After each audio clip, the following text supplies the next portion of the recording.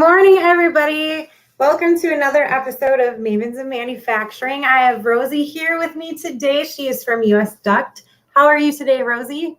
I'm doing really well. It's really cold here today, kind of like drizzling and freezing rain, and but I saw earlier it's much colder where you are. So. Yeah, it is currently, it was 3 degrees this morning. And I was in Wisconsin when I took that video at my mom's house. But you're in North Carolina, correct? Yes, I'm in North Carolina, central North Carolina. I'm currently in Kernersville. That's where I work. So it's just outside of between Winston-Salem and Greensboro. So pretty much right in the middle. Do you guys get snow out there ever? We do. So it's really strange because we usually get at least one really big snow, like 6 inches plus is big for us. So that's, but we don't have snow equipment. So it takes days for it to melt and clear away so people can leave their houses. But actually we've been making a joke of it because I bought a snow tube last summer because I was like, it's perfect. It's on clearance. I get to use it. It hasn't snowed the last 2 years. So, I mean, we're lucky because it's just cold, but it's like, I've just got this little snow tube in a box. It's not doing anything. But yeah, we don't get much snow at all. We have had snow for the last few months here, and I take my sons out and put them in their snow gear, and my oldest Declan, I put him on a snow tube and I was spinning him around and he let go and he went flying in one direction. Oh my gosh. I landed face first in the snow. I felt so terrible, and I was kind of laughing a little bit because I was just like, yeah, that's happened to me before, but he was not happy with me. He's like, I'm not doing that again with you. I don't trust you. Instant break of trust with him. Oh yeah. So you work at US Duct. Can you tell us a little bit more about your position and what US Duct is and some of the services and products that you provide? Sure, absolutely. So US Duct is a ductwork manufacturer. We actually have 2 product lines. We have a rolled lip. I say rolled lip is our bread and butter, and that's essentially ductwork that has a rolled edge, and it clamps together. It's all for negative pressure systems. That's what we deal with. We don't do any positive pressure. So if you think like HVAC is positive pressure for the most part, they usually have some return exhaust, that kind of thing, but mainly they're pushing air through the duct. Everything that we do and focus on in our rolled lip side is all negative pressure. So it's pulling air out of places. So when you think about that, like painting facilities, welding booths, woodworking, that's the rolled lip side covers a lot of that. And for anywhere you need to just kind of keep the air clean, keep it fresh. If there's a lot of particulate that's going to be in the air, any kind of fume exhaust, anything like that, basically anywhere that pulls it out, that we manufacture ductwork for that. And then we also have another product called US Tubing that's manufactured in the same facility. Is a leak-proof ductwork system.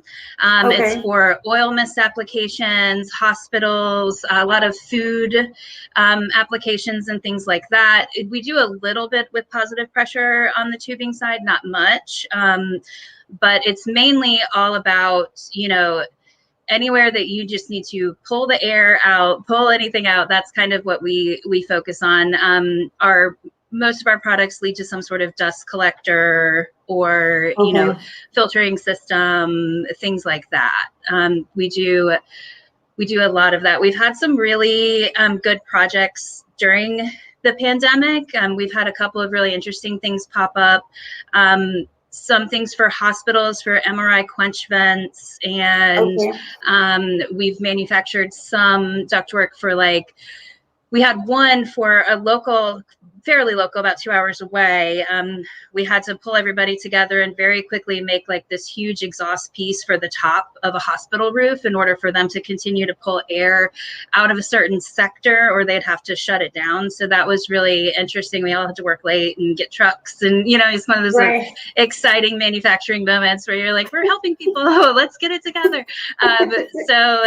But we do a lot of everything is kind of varied and different. The product that we make at the the end of the day is mostly the same, but it can go anywhere from BMW to Tesla to closet makers to car manufacturers, I mean, essentially anywhere that you need to keep the air moving. Gotcha. So when I talked to you initially, you were telling me a little bit about your background and your story and how you got involved with US Duct. And one of the things that you mentioned, you were one of very few women that were part of US Duct. So can you provide a little information on how you started with the company and what your journey was that led you to being the supply chain manager right now today? Yes. So I actually started at US Duct in sales. I have a little bit of a varied background for my career. I did hard direct selling for a long time in the portrait industry. So just basically sitting down one-on-one with people, taking their pictures and then sitting down and selling them to them. So that was my career for a long time. I worked through management. The company's closed now, but from there, I moved on to work for Sheets in their manufacturing distribution center, making donuts. So I got a lot of production experience on that end, just as far as figuring out production flow and machinery and different things like that. So I was a lead there. And then this job came up and I had no idea what a negative pressure duct system even was. Like I actually came to the interview with very limited knowledge on what they make here. It was just kind of like a widget at that point. And I was like, oh, you make things and ship them, but I mean, with my background, it really lent well to the sales position here I started in. And I was in sales for about 3 or 4 months. And at that point, the vice president of our company, David Kennedy, was heading up the entire production side of manufacturing. He was doing all of the scheduling. He was doing, managing flow. He was, he had all of this on his plate. In addition, he was still selling ductwork at that point as well. And the company decided that they needed to shift and put somebody, originally I moved from sales to scheduling, which was like a very basic shift. Like he was just, he let go of the scheduling part of what he had, took that off of his plate. And I had a long conversation with the owners, just, never done anything like that before, like never, it was all brand new to me. But when I stepped into the role, it was something that did come very naturally. It's a lot of organizing. It's a lot of, so first part was just scheduling jobs that went out to the floor. And then the floor supervisor was kind of distributing work. And we very quickly realized that that wasn't really working as far as the production flow goes, because people would pick and choose things they wanted to do. And, we just had a lot of things going on the floor that were out of our control in the office. So shortly after I started scheduling, we restructured my position and restructured the shop and focus on, now they call me like the hub of the wheel or the brain, like that's kind of, and I started with then scheduling, ordering inventory, and managing our inventory system. So I was doing essentially 3 jobs in one at that point, supply chain management essentially. But from that point, we've grown year over year over year. I mean, every year our sales staff just increases. Every year our product increases, our bottom line increases, what we need to get out the door goes up and up. I mean, we had a little bit of a slowdown with the pandemic, but because of the nature of what we do and being essential and feeding essential businesses on top of that, because, pretty much what we do, we sell business to business, contractors, installers, things like that. They never really slowed down too much either, because with a lot of the shutdowns and things like that, people were able to go into these places and replace systems that were outdated, while they're waiting to see what was going to happen. So we had a good bit of business from that. I mean, it did slow down a little, but it wasn't too terrible. But essentially from that point, I'm just kind of like the pinnacle point now of the company. Like all information flows to me and from me. And a lot of times it'll go out and then back and then out again, which is a little confusing. But I mean, we always just kind of think of it like, think of a hub of a wheel. It's like I'm in the center and all the departments are around it and all the spokes come back to the middle. So that's kind of how we're structured right now. It's my focus every day is on essentially efficiency and flow and making sure that everything is moving and nothing is slowing down. We have posters all over the company that talk about flow and, don't be a rock in the river. It's kind of how we talk about it, because rocks in the river, something that can slow you down, and you don't want them. You just want to make sure that the water is just always moving at the same pace all of the time. So it's pretty great. I mean, I've had to design my position. I've had to kind of structure what I do. I mean, with collaboration, of course, but essentially this position was my baby as a company that had no real set structure for it. I took it and made it my own and designed it. I think you bring up a lot of good points too with your story, because I spoke with another woman for an article that I did.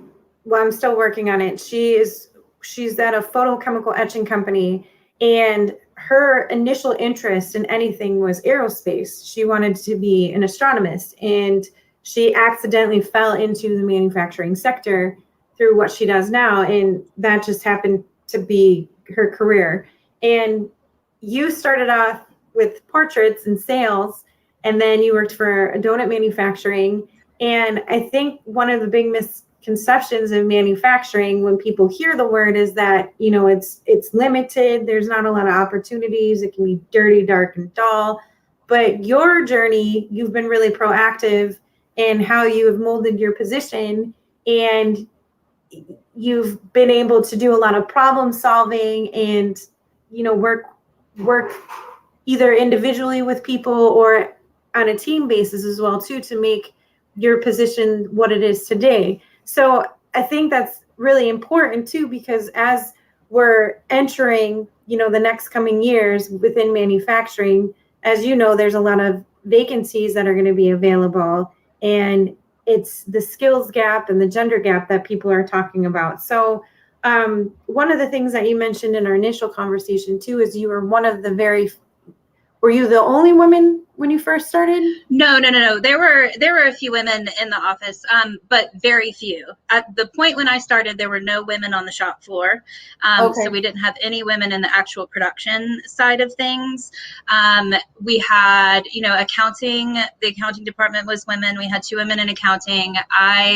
At that point, we had one woman who was here, but only briefly while we developed a staffing agency under the umbrella of our company, and she was here basically working on the initial steps for that, and then she was gone shortly after. We did have a woman in marketing and myself. So when I started here, I believe there was like 4 US Duct women on staff, and I was the only one in sales. So that was definitely a shift, as far as for the company itself. I mean, the owners of the company are very, very, very good. I mean, it's a wonderful company to work for. They encourage ideas. They encourage everything.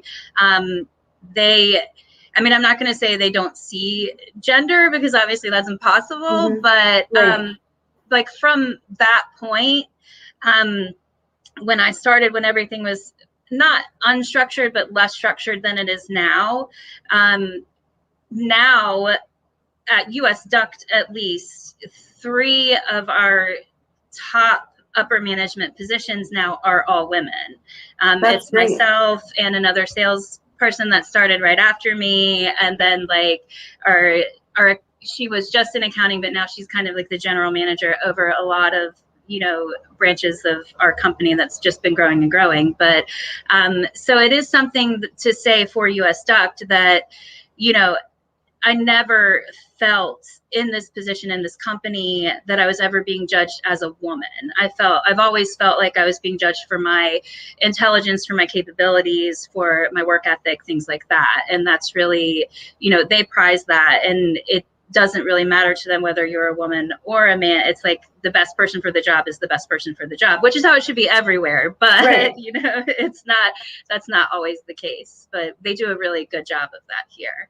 And we do have women on the shop floor now as well. So that's amazing. Another thing. Yeah.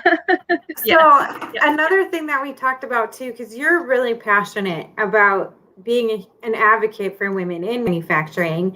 And that's one of my main goals for this show, is to, showcase more women leaders so that younger generations can see, that there are career pathways, whether it's on the shop floor or in sales or even in administration. There's different levels and different varieties of opportunities within manufacturing, and working together is how we're going to close the skills gap as well as the gender gap. So what are some of your favorite things that you like doing to recruit not just women, but younger generations to the manufacturing sector?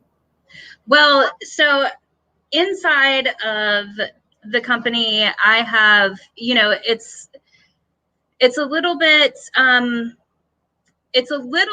of just being a woman. I mean, that sounds silly, but I mean, it's a lot of just bringing the qualities that women bring to the table. I mean, and those are things that are a different set of ideas, a different way to approach things. I mean, historically, women have always had to work smarter and not harder, because, you're a mother, I'm a mother, like you've got two jobs right now. You've got two full-time, like when I go home from work, I don't go home from work. I go home and I am mom, I'm with my son, I'm teaching, I'm helping, anything that you need to do. And so when it comes to, and women are so great at this, but when it comes to personal life and professional life, you really have to stack things up to where you are giving yourself the most efficiency, so you have time to have ambition, which is also difficult because, in a lot of places, if you're working to the grindstone and you don't have time to train or to seek education or to, further yourself, that's one thing that, really the working smarter thing to me is all about. Right. But essentially just pushing women from the inside, when we are looking at a pool of candidates, it's, picking the women to come in for the interviews for the welding tests in addition to the men, where a lot of times in the industry itself, in welding and sheet metal manufacturing, they weren't often given a chance. Okay. And it is still that way at a lot of places, but, and you see it like statistically, women are passed over for jobs in manufacturing like 30% or something like that, just their applications, because they see a woman's name, they will bypass it to, select other male candidates in order to interview, because all they can think of are physical limitations or life work balance, outside of work commitments, like if she's a mom, is she going to have to leave for school, like all those kind of things that just are the stigma of being a woman in manufacturing. So, basically just voicing, when we have a pool of candidates, making sure, my earbud just fell out, I'm sorry. When we have a pool of candidates, making sure that the women have an equal chance. And a lot of times that has led to a woman being hired for a position. It's making sure that a woman's voice gets out there. And we have to do in the office here as well, every time we have realized somebody's workload is too heavy, creating a position and promoting women for that position, like directly asking women that I know to apply. I have one woman who worked under me at the portrait studio, now is our purchasing agent. So, it's not that I'm directly like nepotism, like hiring my friends in, but it was like when that position was created, I thought of her immediately. And so then it's, right before the broadcast that, women push women, like women lift up women. And that's something that is also very true, is, collaboration and helping your female friends and colleagues to push them into other positions, to push them into, because she never, she says now she never would have even thought to apply at a place like this in a position like this. But until you're kind of on the inside, you don't know what you can do. So Right. it's that's been a lot of it. I mean, just making sure that as a female in this company that, my voice is heard, and that it's not, there's always the delicate balance of your voice is heard, but it's not overbearing. Mhm. Like you're not, and I get that sometimes. I mean, I've had some hard checks in this industry as far as, I've been told a few things of like I'm abrasive or I'm a little pushy, or occasionally like I could refer to myself as the B word. But I mean, sometimes it has to happen when you're promoting efficiency and flow and things like that. You have to stand the line. One of the things that when I was hired, my boss directly asked me, he said, "Do you feel comfortable standing in front of a room of 50 men and telling them what to do?" And at that moment, I was like, "Oh no, maybe not." But the words that came out of my mouth were, "Oh yes, absolutely." So, I can do this. yeah, sure, I could do that. So that's one thing. And I mean, you just have to make sure that you're creating a culture in the business that is accepting of more females as well. You just want to make sure that that's something that you're always cultivating, that you're always working towards.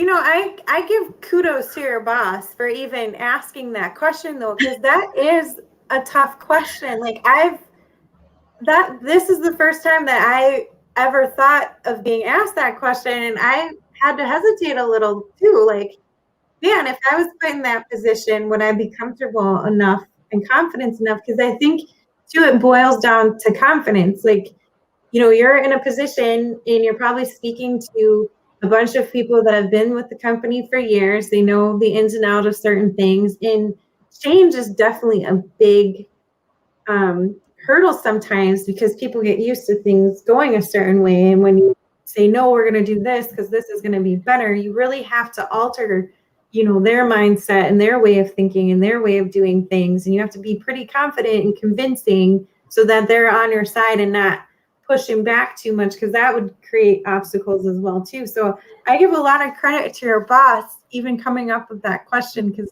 that definitely is an important factor leading a team of people, especially a team of people that have probably been there longer than you. So Oh yeah, I mean, some of the guys here have 25 years of experience in ductwork, and here I am like 4 months in, like barely understanding the velocity of airflow through the line, which is like one of the super important, how everything connects, how it all goes together.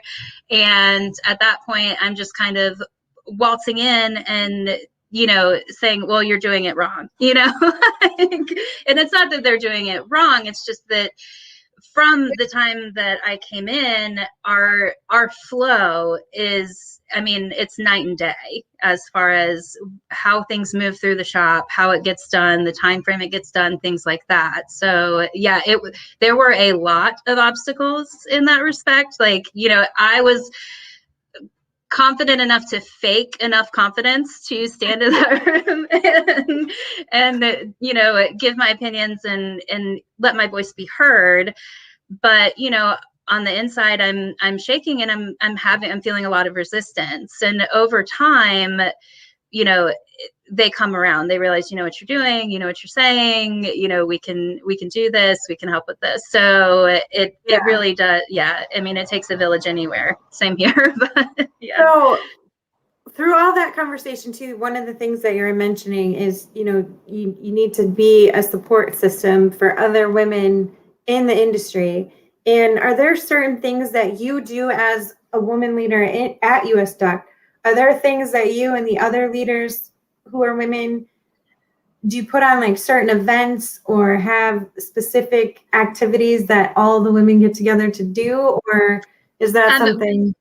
Since the pandemic has kind of slowed a little bit of that down, but the women of the company as a group we do love to get together. We love to take business lunches where we of course discuss personal things, but making sure that we are a united front together. I mean, that's one thing is I know that we all, even subconsciously, I know I try to do it very consciously, but, you know, making sure that we're all working together and that, you know, competition within the women in the workplace is, we try to keep it to a minimum here. I think just with our relationships together, and the culture of our company makes it a little bit easier too. But we've had several, you know, occasions where all of the women go out and we're able to discuss issues. But more specifically, our current sales manager, she was promoted to that position not too long ago as we're restructuring and moving things around. She's of course a woman, but we have a regularly scheduled lunch where we take, you know, and it's hard for both of us to step outside for as long as we need to. And this was also, I mean, I wish I could say that I came up with this idea, but again, my boss, who, you know, I don't know if he would ever consider himself a champion of women, but I kind of think of him that way sometimes because he just, you know, he's not discouraging of any female work. You know, he said, why don't you guys go to lunch? And so now every 2 weeks we have a time where we get together and it is all business talk, but it's what's going on in sales, what's going on in production, how can we support each other? And that's one thing that we just want to make sure that the company as a whole always sees us as like a united duo, because we have to work hand in hand. Sales feeds the shop feeds sales. So, right. You know, I mean, it's like keeping a clean floor keeps stuff on the floor, and, you know, making sure that we always are open and willing to talk to each other, even if it's a hard conversation. You know, that's something, we didn't know each other before we came here, but, you know, she started in sales and worked her way up to the position that she's in. And now we just understand the importance of being together and knowing. And we actually had a lunch this week where, very specifically said to each other that, you know, it's so important for the world, you know, for women in manufacturing and women in these roles to stand together, but also right. Marketing wise, companies benefit from having women in their marketing. I mean, it's Absolutely. Just the bottom line, like advertising and portraying that you have a strong female staff encourages other women to apply not only to that company, but to the manufacturing sector in general. So, and I can attest to that because I'm in marketing. Yeah. I market for manufacturing. So that's definitely a true case right there. Yes. So I want to talk about a little bit what you are doing in terms of helping with decreasing that skills gap. I know you said you can't talk a lot about it right now, but if you can just give us a little taste what your company's doing by getting more involved with the community and pulling in, you know, students who might be interested in manufacturing. This is definitely in the baby phases right now. The VP of the company, my boss, is currently working with local community colleges in order to create, we're not sure what exactly it will be called yet. There's some ideas floating around. But essentially, we had a welder here, like just super smart guy, very talented, like kind of, you know, stuck out on the floor a little bit like a sore thumb because he was just, you know, his personality, everything, he was so great. And he actually got swiped from us, recruited to go teach welding at the local community college, which is a fantastic opportunity for him. Yeah, but we were so sad to lose him because you know, all of us had kind of like these like idea bubbles floating out, like we could do so much with, you know, like the company could benefit. So he got recruited, he got swiped, he's at a local community college, and we're still in touch with him as far as that goes, but started developing an idea of filtering these welding students at the community colleges in the area into like kind of like a apprenticeship. I don't know if I would say it's that exactly, but essentially like I know when I was in college and, you know, I didn't do any manufacturing work, but I know that they do a lot of hands-on in welding labs essentially at their schools and things like that. And David's idea. Yeah. So David's idea is essentially, what if we just opened it up in the afternoons and welding students come in and actually put their hands on the product that they will eventually be making, and setting up, a section with mentors, from the industry. I know we have tons of guys and women on the floor right now that would love to, have that experience and lend their knowledge and things like that. So this is a little bit in development. At least one of the schools is considering incorporating us into their full curriculum and things like that. As far as like it may eventually be a requirement for some of these welding students to find somewhere like us, intern, apprentice. But I mean, it's really more about just giving. When you talk today, it's super important to give the younger generation hands-on experience, because what we find now is we have very, very few young members of our staff. Like, we're hiring more as time goes on, but when you get the people that are directly out of college, directly out of trade school, out of it's sometimes tough. The adjustment is tough to this work environment when you don't see it, when you don't know. Like, you go in for welding and they may be training you to weld stuff at the naval yard, which is like 2 inches thick, and then you come up here and we're working on 20 gauge, which is like 0.23 inches, or it's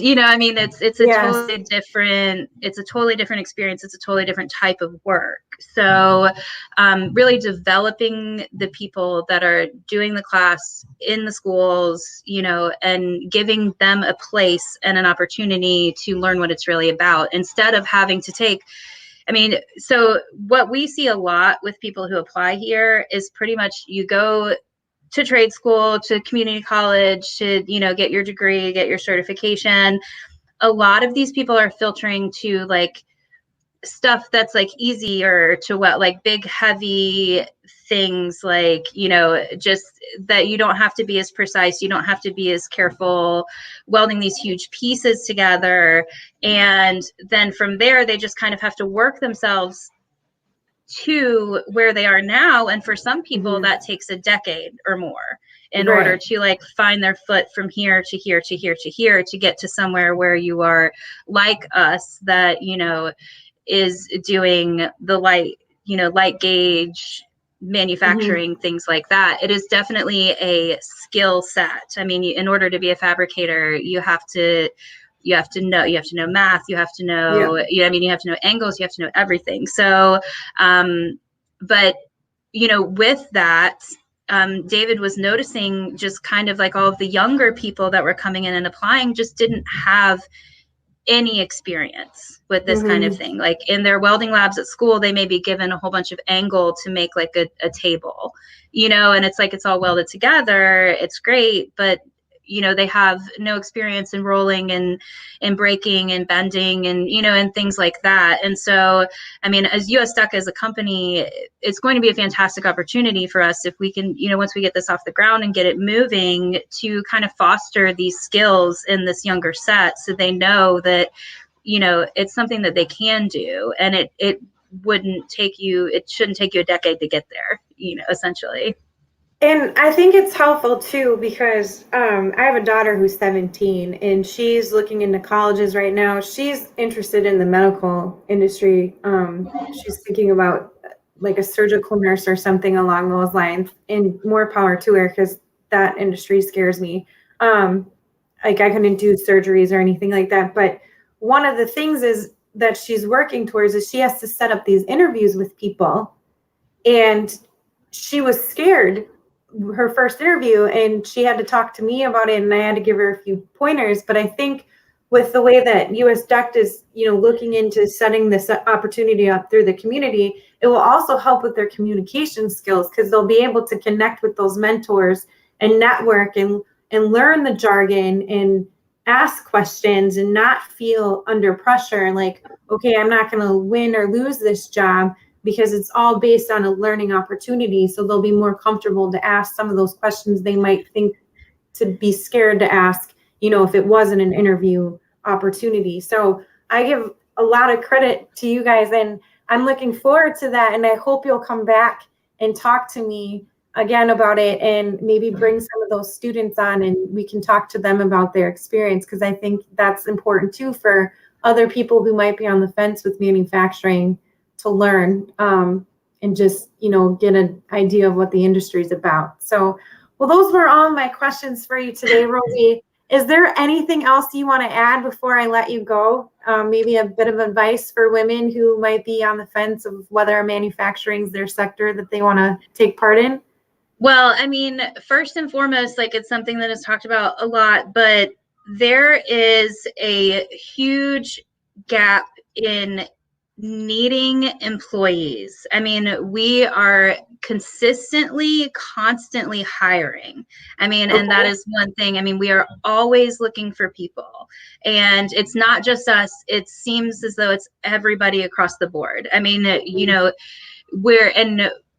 we have an attitude of, we'll always hire talent, no matter what, because you can find a spot for somebody that's talented and, really foster that. But there are so many places in all levels of manufacturing. When I worked in donuts, we constantly had empty slots, constantly had to have supervisors and people doing 2 roles and filling in. I mean, it's the same kind of thing here. We have people that will do one thing in the morning and one thing in the afternoon because we're looking for people always to fill these positions. So, I mean, it's like a crazy thing of women tend to seek, a whole lot of certifications, higher education degrees, all of these things before they attempt to put their foot through the door.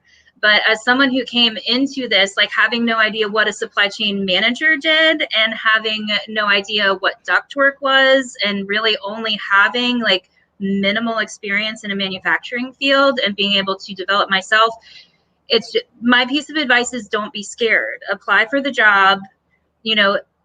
90% of the places I've worked in my life have done on-the-job training. So if you show up and you show that you're competent and you show that you can learn and you can prove to them that you are willing to engage and fess up to your mistakes. That was a big thing. I could tell you about the $30,000 mistake I made one time.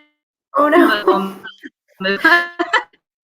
I'm still sitting here partly because it happened. You make sure you make it known. Like that's another thing. So yeah, but that's what manufacturing is about. You trial and error, and you fall and you get back up. That's how we learn and how we improve products. So, and that's one thing I think that a lot of women don't know. I mean, and truly, like I don't know. I have friends across all sectors doing all kinds of things.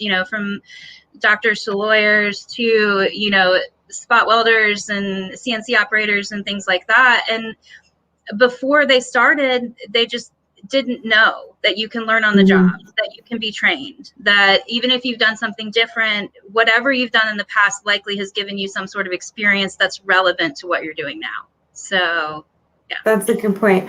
Well, I'm going to show everyone US Duct's website. And then I'm going to encourage anyone listening today that if you have questions about US Duct or what their career opportunities are right now, please reach out to Rosie. She's on LinkedIn. If you want to reach out to her personally, you can get a hold of me on LinkedIn and I can send up an email introduction too, and you guys can move forward that way. But thank you so much, Rosie, for taking the time out of your day today. I look forward to chatting with you again soon because you guys have a lot of interesting projects coming up, and I want to be completely updated on those. And if I can get an opportunity to talk to any of the students that you might work with in the future, I hope to set that up. So to everyone out there that was listening, thank you for joining us and have a great weekend. And this was another episode of Mavens of Manufacturing. Have a good one. Bye, you guys. Bye.